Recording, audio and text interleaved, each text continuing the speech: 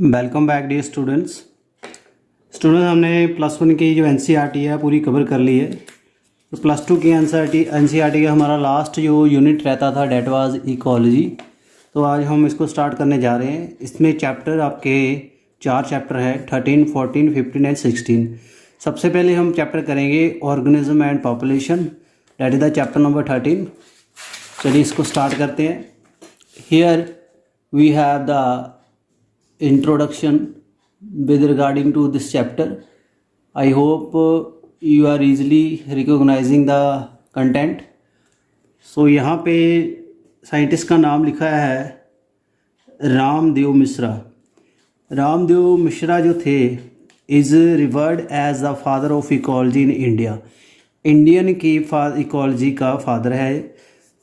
26 अगस्त को बर्थ हुआ था 1908 में। जो रामदेव मिश्रा थे उन्होंने पीएचडी ली थी under the professor WH Pearsall FRS from Leeds university UK. फिर उन्होंने टीचिंग रिसर्च में अपना काम किया department of botany of the Banaras Hindu university. तो his research led the foundation of understanding of tropical community and their succession, environmental responses of plant population, productivity and nutrient cycle in tropical forest and grassland ecosystem. So ये जो topic थे ecology के, इनके ऊपर उन्होंने काम किया था। तो Mishra formulated the first post graduate course in the ecology in India. India में सबसे फर्स्ट इन्होंने की थी PG. Other 50 scholar India obtain PhD degree under his supervision. बाकी इसके अंडर जो 50 पीएचडी कर गए थे इकोलॉजी में, and moved on to their universities and research institutes to initiate ecology teaching and research across the country। उन्होंने आगे अपना यूनिवर्सिटी में अपना कैरियर स्टार्ट किया था जो इनके स्कॉलर थे। He was honour with the fellowship of Indian national science academy and world academy of arts and science and prestigious Sanjay Gandhi award in environment and ecology. इनको इससे सम्मानित किया गया है। Due to his effort, the Government of India established the National Committee of Environmental Planning and Coordination। इनके नाम के अंदर ही बनी है committee. That was paid the establishment of the Ministry of Environment and Forest। बाद में इसमें इसको कन्वर्ट किया गया है। So this was the introduction for here। The here we are starting the chapter number 13, Organism and Population। इसमें Organism and Environment and Population के ऊपर हम बात करेंगे। सो चलिए स्टार्ट करते हैं। Our world is fascinatingly diverse and amazing complex. Diversity बहुत ज़्यादा है। आपने फर्स्ट जो चैप्टर था लिविंग वर्ड उसमें देखी है। We can try to understand the complexity by investigating processes at various level of biological organisation. हमने काफ़ी इन्वेस्टिगेशन की है, मैक्रोमोलिक्यूल पढ़े हैं, सेल का देखा है, tissue, organ, individual organism, population, community and ecosystem and biome. यहाँ तक बात जाती है, यानी सेल से लेके जो एंड आता है वो बायोम आता है लिविंग वर्ड का। यहाँ तक काफ़ी कम्प्लेक्सिटी है। At any level of biological organization we can ask 2 type of question. यहाँ 2 क्वेश्चन राइज होते हैं। When we hear the bulbul singing early morning in garden we may ask how does the bird sing. पंछी कैसे गाते हैं। How does the bird sing and how type of question seek the mechanism behind the process while they type question seek the significance of process। इस बुलबुल के गीत गाने का क्या सिग्निफिकेंस है। For the first question in our example the answer might be, इसका क्या answer होगा, term of cooperation of the voice box and the vibrating bone of the word. तो उसका जो साउंड बॉक्स होता है वर्ड्स का शेयरिंग, उसका कोऑपरेशन से आवाज़ निकलती है। Whereas for the second question answer lie the words need to the community communicate with its mate during breeding season। एक तो उसका मैकेनिज्म है फिजियोलॉजी या उसकी साउंड प्रोड्यूस करने की। सेकंड उसका गीत गाने का बुलबुल का क्या कारण है, वो अपना मेट ढूंढता है ब्रीडिंग सीजन में, क्योंकि वो उनके सीजनल ब्रीडर होते हैं ये। When you observe the nature around you with the scientific frame of the mind you will type the you will certainly come with many interesting question of both type. तो आपको काफ़ी question ऐसे मिल जाएंगे। Why are the night blooming flower generally white, how does the we know which flower has nectar, why does the cactus have so many thorn, how does the chick recognise their own mother and so on. काफ़ी unlimited यहाँ questions हैं, puzzles हैं जो आपको ecology से ही significance करवाते हैं। तो चलिए आगे हम देखते हैं, ऑर्गेनिज्म के ऊपर बात करते हैं।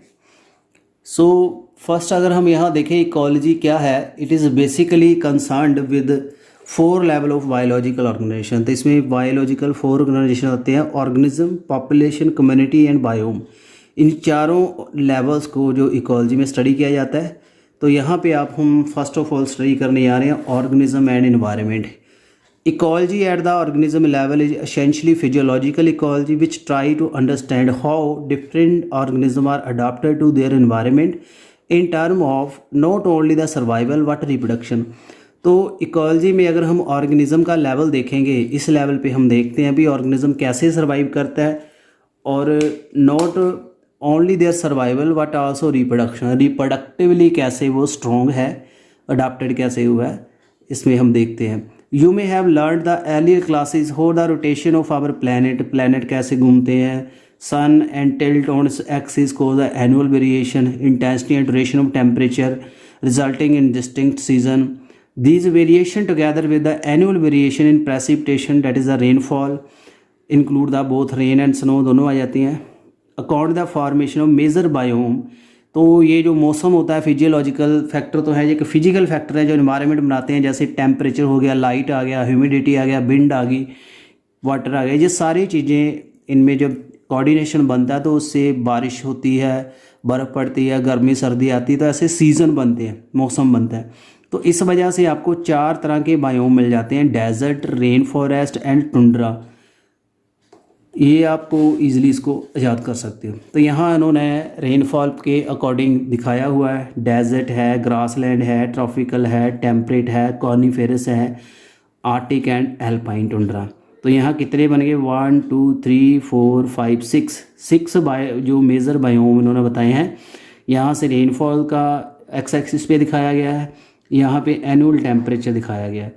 तो ज़्यादा टेम्परेचर देख सकते हो, साल में कितना टेम्परेचर जाता है, यहाँ पे पूरे साल में टेम्परेचर कितना रहता है, और दूसरा यहाँ पे जो रेनफॉल कितना है। तो डेजर्ट में सबसे कम रेनफॉल है, ग्रासलैंड में रेनफॉल अराउंड 100 है, फिर टेम्परेट में रेनफॉल 200 से ज़्यादा है, कॉर्निफेरस में 250 है, ट्रॉपिकल रेन फॉरेस्ट में सबसे ज़्यादा है, आर्टिक एंड अल्पाइन में यहाँ प्रेसिपिटेशन यानी बर्फ़ पड़ती है, it is type of rainfall.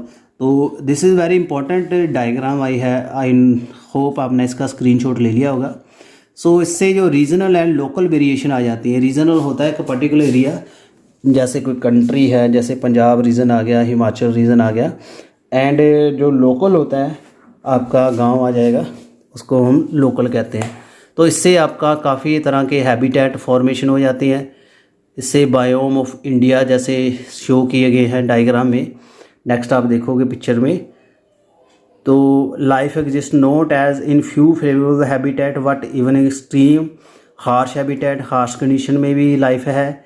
Scoring Rajasthan के डेजर्ट में, परपेचुअली रेन सोक्ड मेघालय के जो फॉरेस्ट हैं, डीप ओशन ट्रेंचेस हैं, ओशन के अंदर भी यानी ट्रेंचेस बनी हुई हैं, टोरेंशियल स्ट्रीम है, परमाफ्रॉस्ट पोलर रीजन है, हाई माउंटेन टॉप हैं, बॉइलिंग थर्मल स्प्रिंग है, एंड स्टिंकिंग कंपोस्ट पिट्स हैं, टू नेम ए फ्यू। तो ये आपको काफ़ी ज़्यादा यहाँ वैरायटी मिल जाती है। Even our intestine is a unique habitat for thousand of the microbe. आपकी इंटेस्टाइन भी एक इकोलॉजी प्रोवाइड कराती है, ऑर्गेनिज्म की निश का काम करती है। आपके लार्ज इंटेस्टाइन में काफ़ी ज़्यादा बैक्टीरिया रहते हैं, आपके लिए यूज़फुल है। तो यहाँ आपको डायग्राम 4 नज़र आ रहे होंगे। फर्स्ट डायग्राम जो आपका है ट्रॉपिकल रेन फॉरेस्ट है, जो आपके उष्ण कटिबंधीय जिसको कहते हैं रेन फॉरेस्ट। उसके बाद डिसीडियस जिनके पत्ते झड़ जाते हैं, और सी में आपके डेजर्ट आ गया जहाँ पे वेजिटेशन कम है, और ये सी को समुंदर का जो किनारा है। What are the key element that lead to so much variation. तो काफ़ी इतनी ज़्यादा वेरिएशंस आपको मैंने बता दी है। इसके क्या फैक्टर्स हैं, इसमें फिजिकल केमिकल कंडीशंस हैं, डिफरेंट हैबिटेट की। द मोस्ट इम्पॉर्टेंट जहाँ टेम्परेचर आ जाएगा, वाटर, लाइट एंड सॉइल जो फैक्टर्स हैं। We must remember that the physicochemical जो एवाइटिक कंपोनेंट हैं do not characteristics characterize a component also, जैसे पैथोजन, पैरासाइट, प्रेडेटर, कंपटीटर ये भी आते हैं of the organism with which they interact constantly, यानी इसमें बायोटिक एंड एबायोटिक फैक्टर दोनों आते हैं। We assume that over a period of time the organism had through natural selection evolved adaptation to optimize its survival and reproduction in its habitat. तो यहाँ से ये जो चीज़ें आई हैं, ये जो स्टेबिलिटी आपको मिलती है, अनुकूलन मिलता है, इन्वायरमेंट मिलता है, वेदर मिलता है, ये सारा इन्वायरमेंट में जो एवोल्यूशन से आया है, जो भी ऑर्गेनिज्म है उसने इसको अडाप्ट किया है, उसके अंदर वो अपने आप को डाल लिया है, उसकी सर्वाइवल वैल्यू इंक्रीज़ हुई है, आल्सो उसके जेनेटिक लेवल के ऊपर भी फ्लक्चुएशन आई है। तो इस वजह से ये चीज़ें स्टेबिलिटी अटेन करती हैं। तो यहाँ पे फर्स्ट ऑफ ऑल हम एबायोटिक फैक्टर देखेंगे इकोलॉजी में, जो इन्वायरमेंट के फैक्टर हैं। फर्स्ट यहाँ पे आता है temperature. Temperature is the most ecological relevant environment factor है, काफ़ी इंपॉर्टेंट है। We are aware that the average temperature on land varies seasonally, decrease progressively from equator to the pole। Equator से pole में temperature कम होता है, from plain to mountain कम होता है। It ranges from the sub zero level in the polar area and high altitude to greater than 50 degree centigrade in tropical desert. तो इतना ज़्यादा। There are however the unique habitat such as the thermal spring, जो है thermal spring जिसमें hot पानी मिलता है, and deep sea hydrothermal vent है वेयर द एवरेज टेम्परेचर 100 से भी ज़्यादा हो सकता है। तो यहाँ एक्सेप्शंस भी हैं इससे। It is generally knowledge that the man group जो मैंगो ट्री है do not and can not grow in temperate country like Canada and Germany, वहाँ मैंगो ग्रो नहीं कर सकता। Snow leopard are not found in Kerala forest and tuna fish are rarely caught beyond the tropical. तो यहाँ उन्होंने बता दिया है इसके क्या कारण है। तो ये यहाँ टेम्परेचर ही उसको स्टेबिलिटी बताता है, इसका कारण बनता है इसकी अकरेंस का और इसकी एग्जिस्टेंस का। तो you can readily appreciate the significance of temperature to living organism when you realize that it affect the kinetics of enzyme and through it basic metabolism. So enzymatic जो एक्टिविटीज़ हैं organism के अंदर चल रही हैं, उसमें टेम्परेचर का काफ़ी रोल है। और एंजाइम जब काम करते हैं अच्छे से तो ऑर्गेनिज्म की जो एक्टिविटीज़ ठीक होती हैं, फिजियोलॉजिकल, उसको खाना बचेगा, सेक्स हार्मोन काम करेंगे, तो ये सारा टेम्परेचर के अंडर आता है।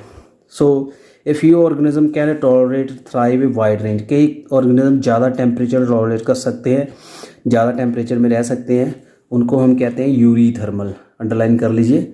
बट मोस्ट ऑफ जो है रिस्ट्रिक्टेड नैरो रेंज है, उनमें थोड़ी सी भी नैरो रेंज ऊपर नीचे टेम्परेचर आ जाए तो वो ख़त्म हो सकते हैं, जहाँ वो हाइबरनेट कर जाते हैं, एस्टिवेट कर जाते हैं, इसको कहते हैं stenothermal. The level of the temperature tolerance जो डिफरेंट स्पीसीज में डिफरेंट है, to large extent their ecological distribution उसकी अफेक्ट करता है। In recent year there have been the growing concern about the gradually increasing the average global temperature. ये भी आपने पढ़ा होगा, इन्वायरमेंट में आगे पढ़ोगे, टेम्परेचर ग्लोबल वार्मिंग हो रही है, उससे भी इन्वायरमेंट को इफेक्ट पड़ा है। तो यहाँ पे आपको एक चीज़ इन्होंने मिसिंग की है, आप यहाँ पे लिख सकते हो एस्टिवेशन, समर स्लीप जो है, ज़्यादा टेम्परेचर भी जो ऑर्गेनिज्म नहीं टॉलरेट कर सकते। और यहाँ पे कुछ ऑर्गेनिज्म ऐसे होते हैं जिनका टेम्परेचर इन्वायरमेंट के हिसाब से चेंज हो जाता है, अपना टेम्परेचर कॉन्स्टेंट रख पाते, उसको कोल्ड ब्लडेड एनिमल, एक्टोथर्मिक या पकीलोथर्मिक कहते हैं। जैसे आपके रेप्टाइल आ गए, एम्फीबियन आ गए, फिशेस आ गई, ये ज़्यादा गर्मी भी नहीं सह सकेंगे, ज़्यादा सर्दी भी नहीं। गर्मी में जो डीप कोल्ड एरिया पे चले जाएगा उसको एस्टिवेशन कहते हैं, सर्दी में ज़्यादा डीप चले जाएंगे उसको हम क्या कहते हैं, हाइबरनेशन। बट जो आपके मैमल्स हैं, बर्ड्स हैं, वो इन्वायरमेंट का टेम्परेचर कांस्टेंट रखते हैं, अपनी बॉडी का टेम्परेचर इन्वायरमेंट से मैच करके रखते हैं, इसलिए उनको एंडोथर्मिक या होमोथर्मिक कहते हैं और वार्म ब्लडेड कहते हैं। सो नेक्स्ट हमारा फैक्टर है जो मैंने भी बोला, आप इसको नोट कर लीजिएगा, मैंने नोट्स प्रोवाइड करवाए आपको। नेक्स्ट हमारे पास जो फैक्टर है that is the temperature. Temperature के बाद water. Water is the most important factor है लाइफ के लिए। जो लाइफ है पानी में ही रिजनेट हुई थी। It is unsustainable without the water, water के बिना इसका कोई वैल्यू नहीं था। Its availability is so limited in desert that only the special adaptation make possible to live there. Desert में सबसे कम पानी है तो उसमें स्पेशल ही एनिमल रहते हैं। You might think that the organism living in ocean lake liver should not face any water related problem, जो ocean में रहते हैं, but it is not true. पानी में ऑर्गेनिज्म को पानी की कमी नहीं आएगी, बट ऐसा सच नहीं है। एक्वाटिक ऑर्गेनिज्म जो हैं उनमें क्वालिटी, केमिकल कंपोजिशन क्या है, पीएच क्या है पानी की, ये इंपॉर्टेंट हो जाता है। साल्ट जो कंसनट्रेशन है उसका भी रोल है। Less than the 50 in the inland water, 30 to 30% in sea water, greater than 100% in the hypersaline lagoon. तो जितना इसका बढ़ेगा एनवायरनमेंट में लेवल बढ़ेगा केमिकल्स का, पानी के पैरामीटर जो चेंज होंगे तो ऑर्गेनिज्म की सर्वाइवल वैल्यू के ऊपर भी इफेक्ट पड़ता है। सम ऑर्गेनिज्म जो है can tolerate wide range of salinity, काफ़ी ज़्यादा साल्ट में रह सकते हैं, उसको कहते हैं यूरी हेलाइन, नोट कर लीजिए। कई रिस्ट्रिक्टेड में रहते हैं, इसको कहते हैं स्टीनो। स्टीनो वर्ड यहाँ आएगा, उसकी नैरो रेंज से स्टीनो है, हेलाइन है salt. Many fresh water animal can not live for a long sea में रह सकते, vice versa, because the osmotic problem, उनको ऑस्मेटिक की प्रॉब्लम आ जाती है। यानी अगर ज़्यादा साल्ट में नॉर्मल और रहेंगे, जो अडाप्टेड नहीं है सी में रहने के लिए, जो फिशेज़ साफ पानी की फिशेज़ हैं सी में नहीं रह पाएंगी, उनका हाइपर जो टॉनिक सोल्यूशन में बॉडी का सारा जो सैब है बाहर चला जाएगा एक्सोस्मोसिस से। सो जो ऑर्गेनिज्म ज़्यादा साल्ट में रहते हैं वो अपने अंदर साल्ट स्टोर करते हैं, जैसे स्कॉलिडोन होगी, शार्क होगी, उसने अपने अंदर साल्ट ग्लैंड डेवलप की होती है। ध्यान से सुन लीजिए, ये दोनों और अंदर बाहर ऑर्गेनिज्म के अंदर और पानी में जो साल्ट का बैलेंस है मेंटेन करती है, इस वजह से उनकी बॉडी का वाटर लॉस नहीं होता। नेक्स्ट है लाइट, जो since the plant produce the food through the photosynthesis the process which only possible when sunlight available है, आपको बता दिया लाइट की importance. So we can quickly understand the importance of light for organism, काफ़ी role है autotrophs के लिए। Many species of the small plant herb and shrubs growing in the forest adapted photosynthesis optically under very low intensity condition, काफ़ी ज़्यादा light नहीं चाहिए उसको, कम लाइट चाहिए, because they are constantly overshadowed by tall canopy tree. Many plants are also dependent on the sunlight to meet their photoperiodic requirement. photoperiodism मैंने बता दिया था, short day plant, long day plant, day deuteral, उसमें flowering induce होती है light से। Many animals to light is important that they use the diurnal and seasonal variations. Diurnal होता है जो दिन में एक्टिव होते हैं, जैसे बटरफ्लाई, कई एनिमल्स होते हैं रात को एक्टिव होते हैं, जैसे मॉथ हो गए, कीट पतंगे। एंड सीजनल, सीजन के हिसाब से intensity and duration of light, इसको फोटो पीरियड कहते हैं। As a cue for timing their foraging, foraging होता खाना इकट्ठा करना, रिप्रोडक्शन, माइग्रेशन करना। कई ये वहाँ ज़्यादा लाइट में रह नहीं सकते, कई ज़्यादा लाइट को अट्रैक्ट होते हैं, जो लाइट को पसंद करते हैं वह पॉजिटिवली फोटोटेक्टिव होते हैं, जो नहीं करते वो नेगेटिवली फोटोटेक्टिव होते हैं। अवेलेबिलिटी ऑफ द लाइट जो है लैंड पे is closely related with the temperature, क्योंकि लाइट बढ़ेगी तो टेम्परेचर भी आएगा, कॉमन है ये। So the environment is perpetually dark and inhabitants are not aware existence of the celestial source of energy that is called sun, celestial to the sun rays, but the when its energy source, क्या sources है जो यानी dark में रह रहे हैं वहाँ सन का इतना रोल नहीं है, तो कैसे मिलती है। The spectral quality of the solar radiation is also important, तो स्पेक्ट्रम भी जरूरी है। जैसे यूवी कंपोनेंट है स्पेक्ट्रम का, हार्मफुल है काफ़ी ऑर्गेनिज्म के लिए, but not all colour component of visible light are available for marine plant, जो मरीन में रहते हैं, समुद्र में प्लांट रहते हैं, एनिमल रहते हैं, उनके लिए सभी कलर की लाइट नहीं पहुंच पाती, कुछ कलर की पहुंचती है, इसलिए वो उस पर्टिकुलर लाइट के लिए अडैप्टेड हो जाते हैं। So at the depth of the ocean among the red green brown algae inhabitant of sea which is likely to be found in the deepest water. why? तो एल्गी भी है, blue green algae है, cyanobacteria जैसे हो गए, particular wavelength absorb करते हैं। तो नॉर्मल ऑर्गेनिज्म जो किसी एनवायरनमेंट के लिए अडाप्टेड है उसके लिए वो जो नॉर्मल बाहर नहीं रह सकता, तो ज़्यादा हाई कंडीशन में वो अडाप्टेड रह सकता है। यानी जो ज़्यादा डार्क में रह रहे हैं वो यूवी एंड इंफ्रारेड को टॉलरेट कर पाएंगे, नॉर्मल जो विजिबल लाइट में रहते हैं वो उसको टॉलरेट नहीं कर पाएंगे। सॉइल है, सॉइल को इडेफिक फैक्टर कहते हैं। Nature and property of soil in the different place very करती है, independent on the climate. Weathering process, weathering होता है चट्टान का टूटना जिससे मिट्टी बनती है। Whether the soil is transported और sedimentary, how the soil development occur, कैसे होती है। वेरियस करेक्टरिस्टिक्स हैं सॉइल के, जैसे सॉइल की कंपोजिशन है, उसके पार्टिकल्स, ग्रेन का साइज़ है, and aggregation determine the percolation of water. Water जो अंदर जाता है ज़मीन के, उससे वाटर होल्डिंग कैपेसिटी बन जाती है, ज़मीन कितना पानी संभाल के रखती है। These characteristic along the parameter such as the pH, mineral की कंपोजिशन आ गई, and topography determine the large extents of vegetation on area. तो उस वजह से उस जगह पे कौन सा प्लांट होगा, कौन से एनिमल होंगे, ये डिसाइड हो जाता है। This in term dictate the type of animal can be spotted. यानी जिस तरह की वहाँ वेजिटेशन होगी उसको खाने वाले भी वहाँ आ जाएंगे। यानी जो आपके रेन फॉरेस्ट जैसे कॉनीफेरस हैं, कॉनीफेरस के लिए कॉनीफेरस की सॉइल ही अवेलेबल है। जो नॉर्मल आपकी जिस जगह पे बीट आप ग्रो करते उस जगह पे कॉनीफेर नहीं ग्रो कर पाएंगे। जैसे मंकीज़ वगैरह जो हैं जो कॉनीफर के ऊपर ज़्यादा सर्वाइव करते हैं, तो वहाँ उनका सर्वाइवल उससे अफेक्टेड हो जाता है। जो ग्रास लैंड है, ग्रास लैंड पे तो हैबिट आ जाएंगे, स्क्वायरल आ जाएंगे। तो जैसे बड़े ट्री हैं उसके ऊपर आपके चिंपैंजीज आ जाएंगे, गोरिल्लाज आ जाएंगे। तो type of the vegetation determine the availability of the animal. I hope आपको ये क्लियर हो गया होगा। नेक्स्ट है response to the abiotic factor. जो एबायोटिक फैक्टर है उसमें ऑर्गेनिज्म का क्या रिस्पॉन्स है। Having realized the abiotic condition of many habitant may very drastically in time.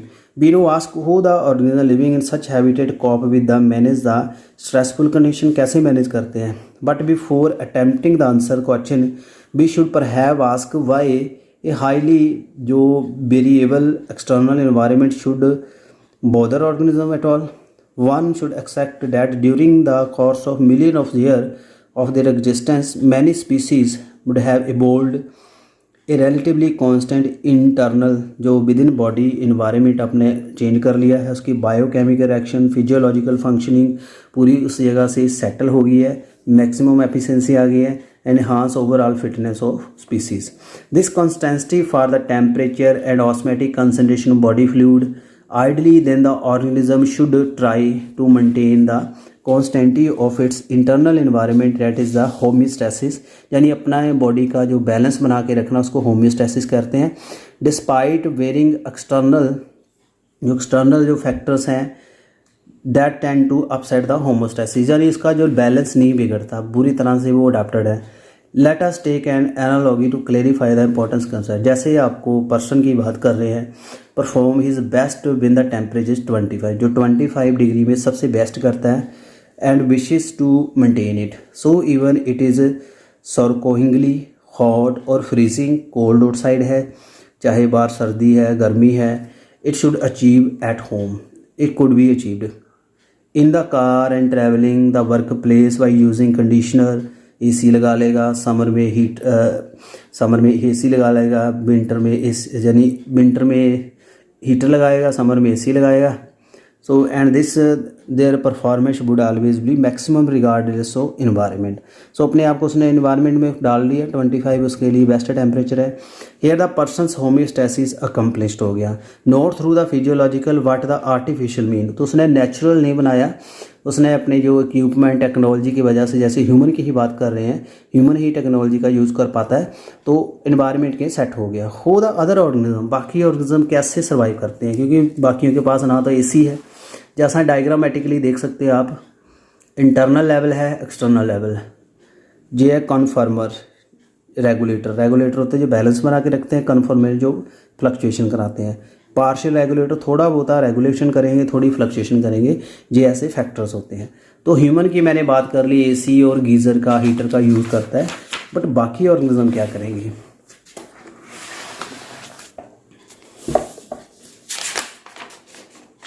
So first यहाँ पे रेगुलेट करेगा। Some organism are able to maintain the homeostasis by physiological, अपनी एक्टिविटी से रेगुलेट कर पाते हैं, ensure the constant body temperature बना सकते हैं, osmotic concentration, all the bird and mammal अपना बॉडी का टेम्परेचर मेंटेन कर सकते हैं, and few lower vertebrate invertebrate species are indeed capable of such regulation that is called thermo regulation and osmo regulation.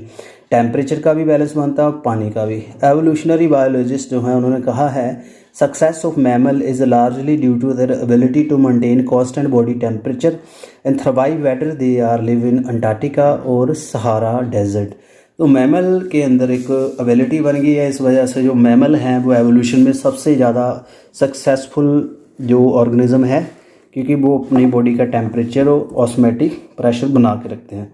So mechanism क्या है, animal कैसे body का temperature regulate करता है।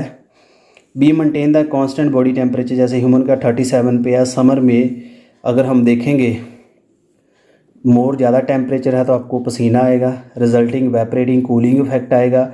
जब desert cooler operation bring down the body temperature, in the winter the temperature बाहर कम होगा तो हम क्या करते हैं, शिवरिंग करते हैं, उससे मसल्स की एक्टिविटी होती है, बोन की एक्टिविटी होती है और हीट जनरेशन होती है। एक्सरसाइज करेंगे या गर्म कपड़े पहनेंगे, तो ये आपका फैक्टर हैं। तो आपके पास मैकेनिज़्म है, आपने ऐसे बना लिए हैं जो आप इसमें सर्वाइव कर पाते हो।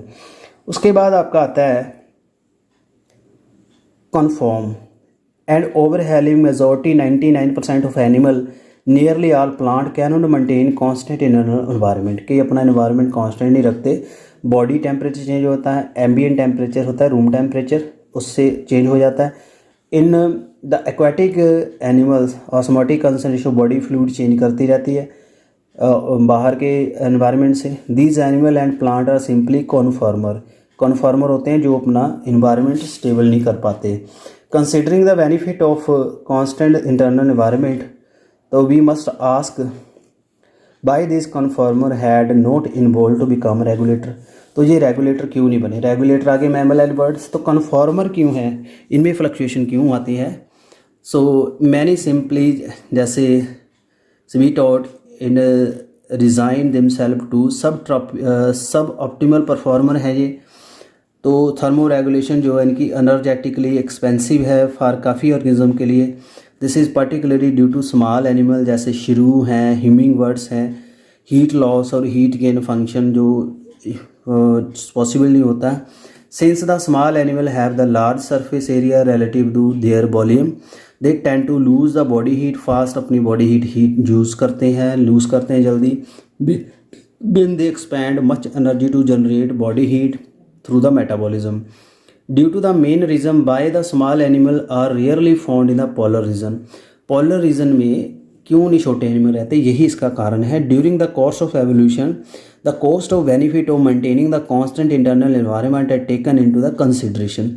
तो एवोल्यूशन में ये चीज़ के ऊपर ध्यान हुआ है, नेचर ने देखा है भी कौन सा अपनी कैसे मैकेनिज्म से इन्वायरमेंट में सेट बह सकता है। During some species have evolved, कईयों ने इवॉल्व कर लिया एबिलिटी रेगुलेट करने की, कईयों की लिमिटेड रेंज है, किसी की वाइड रेंज है, तो वो कन्फॉर्मर में आ जाते हैं।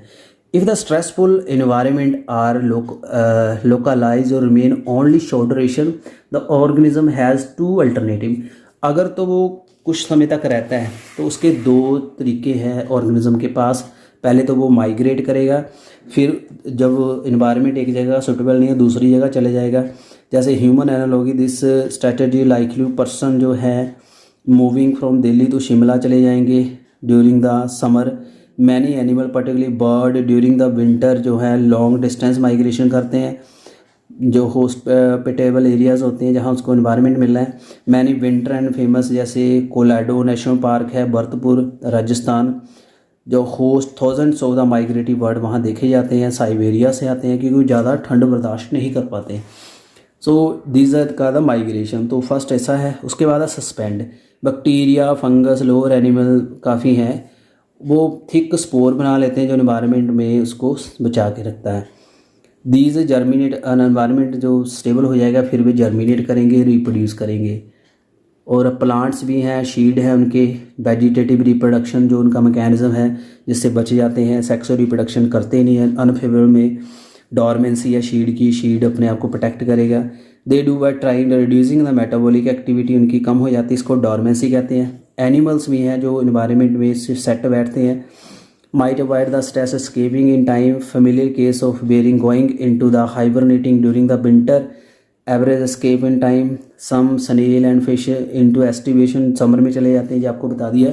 कोल्ड ब्लडड, ना ज़्यादा ठंड बर्दाश्त कर पाते हैं ना ज़्यादा गर्मी, तो गर्मी में वो सो जाएंगे, उसको हम कहते हैं एस्टिवेशन। ठंड में सो जाएंगे, इनएक्टिव हो जाएंगे, उसको कहते हैं हाइबरनेशन।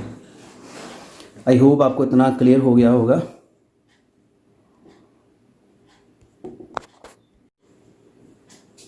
सो आई होप आपको इतना क्लियर हो गया होगा। नेक्स्ट हमारे पास एक और तरीका बचता है, डैट इज़ द अडाप्टेशन। काफ़ी अल्टरनेटिव अवेलेबल कंडीशंस की मैंने बात की है।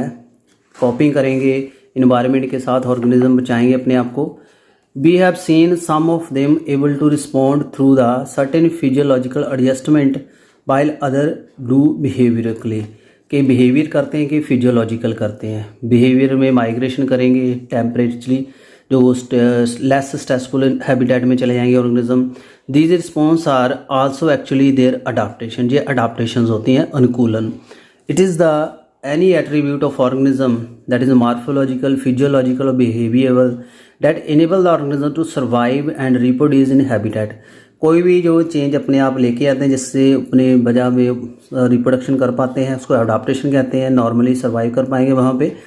मैनी अडाप्टेशन जो have evolve long evolutionary time. कई ऐसी हैं जो एवोल्यूशन से अडाप्टेशन आई हैं, जेनेटिक जो फिक्स हो गए हैं। इन एब्सेंस ऑफ एक्सटर्नल, जैसे वाटर कंगारू रैट है, North America desert is capable of meeting all its water requirement through the internal fat oxidation कर लेता है, जो जेनेटिकली आई है।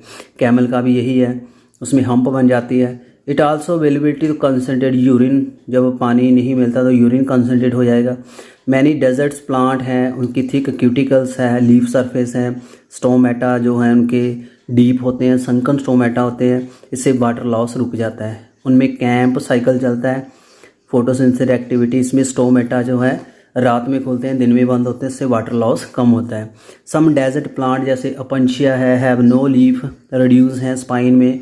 उसके जो एक्टिविटीज़ है फोटोसिंथेसिस की, वो स्टेम करता है। तो ये जो सारी चेंजेस हैं ये परमानेंट हैं, इसको कहते हैं परमानेंट अडाप्टेशन, जो अडाप्टेशन ज़्यादा टाइम चलती है। सेकंड, आगे अगर हम देखें, मैमल्स हैं from the colder climate generally have shorter year and limb. ये भी आपको बताया था, जो जिनके ठंडे इन्वायरमेंट में रहते हैं उनके जो एक्सटर्नल एयर लिम्ब छोटे होते हैं। ये आपका एनल रूल है, याद रख लेना है। In the polar seas the aquatic mammal like the seal have the thick layer of the fat that is the blubber below their skin. तो इंसुलेटर का काम करती है, बॉडी से हीट नहीं जाने देती। सम ऑफ द ऑर्गेनिज्म जो possesses the adaptation for the physiological which allow them to respond quickly to the stressful situation. If you had ever been any high altitude place में चले जाओ, 3500 हाइट के ऊपर चले जाओ, जैसे रोहतांग पास में चले गए, मनाली के पास। You have been Mansarovar China, Tibet तक चले जाओ। You must have experience what that is called altitude sickness. आपको बुखार हो जाएगा, मिचकी आएगी, ये नोज़ी आ जाएगा, फटीग हो जाएगी, ये पाल्पिटेशन आ जाएगी हार्ट की। This is because of the low atmospheric pressure. जो एटमोस्फेरिक प्रेशर है at the high altitude, the body does not get any oxygen but gradually you get acclimatise. थोड़ी देर बाद आप एक्लेमेटाइज हो जाते हैं, आप ठीक हो जाते हैं। How does your body solve the problem? The body compensate the low oxygen availability by increasing the red blood cell production. फिर वहाँ आरबीसी प्रोडक्शन बढ़ जाती बॉडी में। फिर decreasing the binding capacity haemoglobin by increasing breathing rate. फिर जल्दी से haemoglobin से आपकी ऑक्सीजन छूटती है, आपके सेल में ऑक्सीजन पहुँच जाती है। Many tribe live in the high altitude, जैसे हिमालय में रहते हैं कई। Find out if they are normally have the higher red blood cell, उसका हीमोग्लोबिन ज़्यादा होता है नॉर्मल से, क्योंकि वो ऑक्सीजन ज़्यादा ज़रूरत होती है उनको। In the most of the animal the metabolic जो रिएक्शंस हैं, hence all the physical function है proceed optimally in a narrow temperature. जैसे ह्यूमन में 37 डिग्री है, बट जैसे माइक्रोब हैं, आर्की बैक्टीरिया, वो ज़्यादा सर्वाइव कर पाते हैं। उसको हम कहते हैं यूरी थर्मल। यानी कईयों की नैरो रेंज होती है, कईयों की वाइड रेंज होती है। मैनी फिश जो हैं अंटार्कटिका में हैं, वेदर टेम्परेचर काफ़ी लो है। हो डे मैनेज कैसे मैनेज करते हैं, बॉडी फ्लूइड को फ्रीज होने से कैसे बचाते हैं। A large variety of the marine invertebrate जो हैं and the fish live in the great depth ocean. जैसे उनका वेयर द प्रेशर जो है 100 टाइम ज़्यादा होता है नॉर्मल एटमॉस्फेरिक प्रेशर से। फिर ऐसे कैसे अपने आप को बचाते हैं, एंजाइम कैसे काम करते हैं। The organism living in such extreme environment show the fascinatingly array in the biochemical adaptation. उसमें काफ़ी ऐसे मैकेनिज़्म होते हैं जो उनको बचा के रखते हैं। Some organism show the behaviour response करते हैं। डेजर्ट लिजार्ड जो हैं लैक करती physiological ability to mammal have to deal with the high temperature of the habitat but manage to keep their body temperature fairly constant by behavior mean. They bask in sun and absorb heat. Their body temperature drop below the comfort zone but move into the shed when the temperature जो है ज़्यादा हो जाता है, यानी अपनी body को पहले गर्म कर लेंगे फिर वो अपनी गुफा में चले जाते हैं। तो जैसे मैं बात कर रहा था अभी फ़िश जो अंटार्कटिका में रहती है उसका फ्लूइड क्यों नहीं फ्रीज़ करता, तो अपने सेल में ग्लिसरॉल अकोमुलेट करती है। ग्लिसरॉल अकोमुलेट करने से जो फैट है जो उनके सेल हैं उसका सैप नहीं जमता, उसमें बर्फ़ नहीं जमेगी। अगर बर्फ़ जमेगी तो सैंड पार्टिकल में जमेगी, जो बर्फ़ के ऐसे क्रिस्टल नहीं बनेंगे। अगर क्रिस्टल बन जाएंगे तो ऑर्गेनिज्म के सेल मेम्ब्रेन रप्चर हो जाती है, उसकी डेथ हो सकती है। तो ये मैकेनिज्म है उसमें, आपने याद कर लेना है। सो फ्रेंड ये चैप्टर थोड़ा लेंथी है, इसमें मैंने आपको ऑर्गेनिज्म के बारे में इसमें बता दिया। ये था पार्ट 1। तो कल आपको जो ट्यूटोरियल मिल जाएगा उसमें आपको मैं इसको फिनिश करके बता दूंगा, जिसमें पॉपुलेशन से रिलेटेड सारे फैक्टर मिल जाएंगे। और कैसा वीडियो लगा काइंडली कमेंट करना। ये थोड़ा लेंथी चैप्टर है, इसको हम आराम से करेंगे, अंडरस्टैंड करने वाला चैप्टर, सबसे लेंथी चैप्टर है ये प्लस 2 का। आई होप आपने इतना क्लियरली समझ लिया होगा। तो कल हम इसका जो रिमेनिंग पार्ट है वो कर लेंगे। आज आपको मैंने ऑर्गेनिज्म एंड एनवायरनमेंट के बारे में बता दिया। Thank you very much and ज़्यादा से ज़्यादा वीडियो शेयर करिएगा।